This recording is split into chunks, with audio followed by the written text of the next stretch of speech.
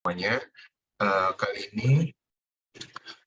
Kali ini kelompok 5 akan mempresentasikan hasil diskusi kami terkait ruang lingkup hukum perlindungan dan konservasi dari SDA.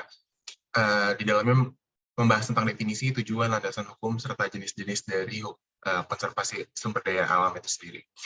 Kelompok kami terdiri dari Ani Muhammad Faras, saya sendiri Andika Krisna, Indi Dwi Lastri, dan juga Nurdiani.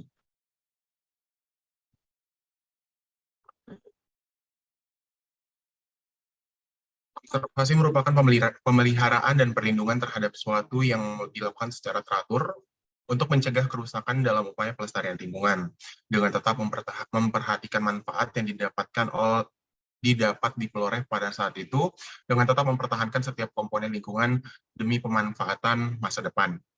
Undang-Undang Nomor 5 Tahun 1990 tentang Konservasi SDA Hayati dan Ekosistem menjelaskan bahwasanya konservasi sumber daya alam hayati merupakan pengelolaan SDA yang pemanfaatannya dilakukan secara bijaksana dengan menjamin kesinambungan persediaannya dengan tetap memelihara dan meningkatkan kualitas keanekaragaman dan nilainya. Tujuan dari perlindungan dan konservasi sumber daya alam sendiri di dalam pasal 3 Undang-Undang Nomor 5 Tahun 1990 menjelaskan bahwasanya tujuannya untuk mengusahakan kelestarian sumber daya alam serta menyeimbangkan ekosistem sehingga mendukung upaya peningkatan kesejahteraan dan mutu masyarakat. Kedua, untuk melestarikan kemampuan dan juga sumber daya alam hayati dan ekosistemnya secara serasi dan juga seimbang. Baik, silakan dilanjutkan, Paras. Selanjutnya adalah dasar hukum. Undang-Undang Nomor 5 Tahun 1990 tentang konservasi sumber daya alam hayati dan ekosistemnya merupakan lex spesialis dari Undang-Undang Kehutanan dalam perlindungan dan penegakan hukumnya terhadap konservasi dan SDA, pasal 21 ayat 1 dan ayat 2, yang mana menyatakan larangan sebagai berikut. Yang ayat 1, setiap larangan untuk mengambil, menebang, memiliki, merusak, memusnahkan, memelihara, mengangkut, dan memperniagakan tumbuhan yang dilindungi atau bagian-bagiannya dalam keadaan hidup atau mati. Yang kedua, mengeluarkan tumbuhan yang dilindungi atau bagian-bagiannya dalam keadaan hidup atau mati dari suatu tempat di Indonesia ke tempat lain di dalam atau di luar Indonesia. B. Setiap orang dilarang untuk menangkap, melukai, membunuh, menyimpan, memiliki, memelihara, mengangkut, dan memperniagakan satwa yang dilindungi dalam keadaan hidup. Yang kedua, menyimpan, memiliki, memelihara, mengangkut, dan memperniagakan satwa yang dilindungi dalam keadaan mati. Yang ketiga, mengeluarkan satwa yang dilindungi dari suatu tempat di Indonesia ke tempat lain di dalam atau di luar Indonesia. Selanjutnya, Bayani.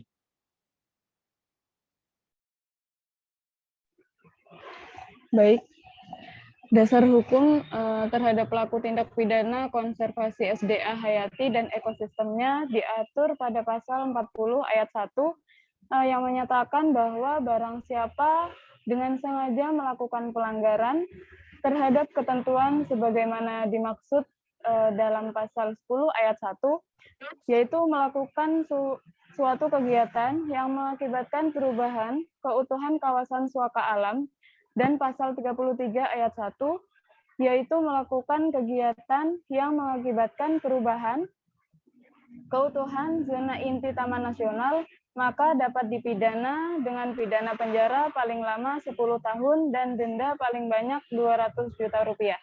Kemudian di ayat 2 menyatakan bahwa apabila dengan sengaja dilakukan pelanggaran terhadap ketentuan sebagaimana dimaksud dalam pasal 21 ayat 1 dan ayat 2, yaitu melakukan kegiatan terhadap tumbuhan dan satwa yang dilindungi serta pasal 33 ayat 3, yaitu melakukan kegiatan yang tidak sesuai dengan fungsi, zona, pemanfaatan, dan zona lain dari Taman Nasional, Taman Hutan Raya, dan Taman Wisata Alam, dipidana dengan pidana penjara paling lama 5 tahun dan denda paling banyak 100 juta rupiah.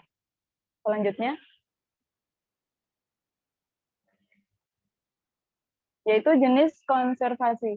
Jenis-jenis konservasi itu ada dua, yaitu in situ dan ex situ. Jenis konservasi in situ yaitu kegiatan konservasi flora atau fauna yang dilakukan dalam habitat aslinya. Konservasi in situ mencakup kawasan suaka alam atau suaka alam dan suaka marga satwa, dan kawasan pelestarian alam atau taman nasional, taman hutan raya, dan taman wisata alam. Kemudian konservasi ex situ yaitu kegiatan konservasi flora atau fauna yang dilakukan di luar habitat aslinya. Konservasi ex situ ini dilakukan oleh lembaga konservasi seperti kebun raya, kebun binatang, taman safari, dan tempat penyimpanan benih dan sperma satwa. Kemudian dilanjut dengan Mbak Indri. Baik, terima kasih. Selanjutnya, sumber daya alam adalah segala sesuatu yang berasal dari alam yang dapat digunakan untuk memenuhi kebutuhan manusia. Jenis SDA dibagi menjadi dua, yaitu SDA yang dapat diperbarui dan SDA yang tidak dapat diperbarui. SDA yang dapat diperbarui meliputi air, tanah, tumbuhan, dan hewan. SDA ini harus kita jaga kelestariannya agar tidak merusak keseimbangan ekosistem. SDA yang tidak dapat diperbarui seperti barang tambang yang ada di dalam perut bumi, misalnya minyak bumi, batu bara, timah, dan nikel. Sumber daya alam yang dieksploitasi akan mengalami penyusutan dan akan menimbulkan dampak terhadap lingkungannya. Penyusutan sumber daya alam tersebut secara kuantitatif akan mengurangi cadangan atau stok. Namun demikian, apabila sumber daya alam tersebut dialihfungsikan, dapat menciptakan cadangan baru. Sementara dampak yang ditimbulkan akibat eksploitasi sumber daya alam terhadap lingkungannya bisa bersifat menguntungkan maupun merugikan atau menurunkan kualitas, dan bersifat langsung atau tidak langsung. Selanjutnya. Sumber daya alam berdasarkan Pasal 5 Undang-Undang Nomor 5 Tahun 1990 dan Strategi Konservasi Dunia. Kegiatan konservasi sumber daya alam hayati dan ekosistemnya meliputi kegiatan. Yang pertama, perlindungan proses-proses ekologis yang penting atau pokok dalam sistem-sistem penyangga kehidupan. Yang kedua, pengawetan keanekaragaman jenis tumbuhan dan satwa beserta ekosistemnya. Dan yang ketiga, pemanfaatan secara lestari sumber daya alam hayati dan ekosistemnya. Sekian dan terima kasih.